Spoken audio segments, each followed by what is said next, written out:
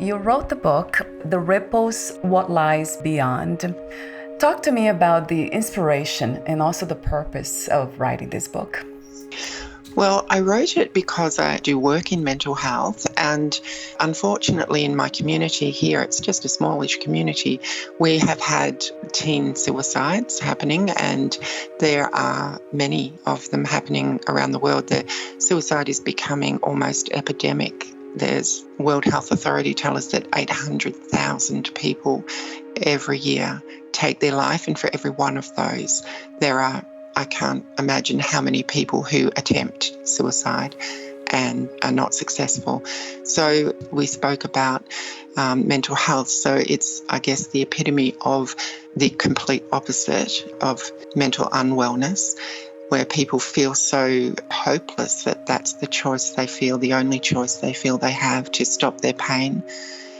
So I wanted to raise awareness, and I wanted to join the voice that is becoming louder, that is telling people that it's okay not to be okay, and specifically for our children as well, because I think the kids these days grow up in a world where it's all very edited, it's all seemingly very perfect, with social media and all the editing tools available to them to crop photos, and life isn't perfect. And I think it was one of my messages was very importantly to want to tell children, and not just children but others as well, but the story was written about a young teenager, but to spread the message that it's okay to feel, and it's okay to feel sad, it's okay to feel depressed, it's okay to feel devastated when something happens in your life that causes you to feel that way.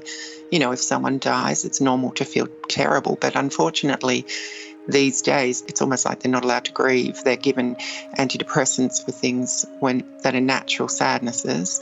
So I believe that one of the messages I wanted to send was that it's normal. It's, emotions are normal. Normal emotions, that is. Normal emotions are normal. And to teach the children that that life is going to have bumps, but you'll get over it. And this moment that you might feel devastated because, one of your friends has said or done something, or, worse than that, this is a moment in time and it will pass.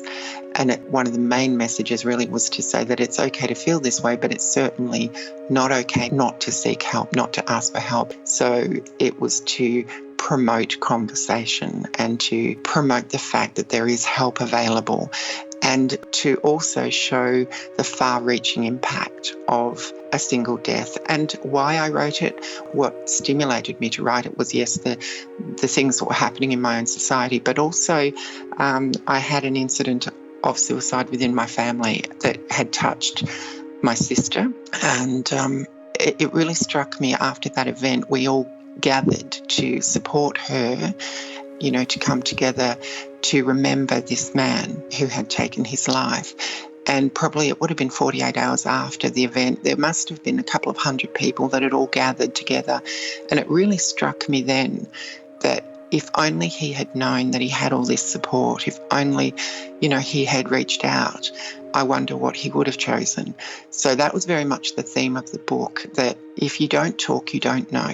There are hundreds of people there, and these 100 people, 200 people, 300 people were all impacted in very real ways by his death, and those impacts continue on. And certainly with my sister,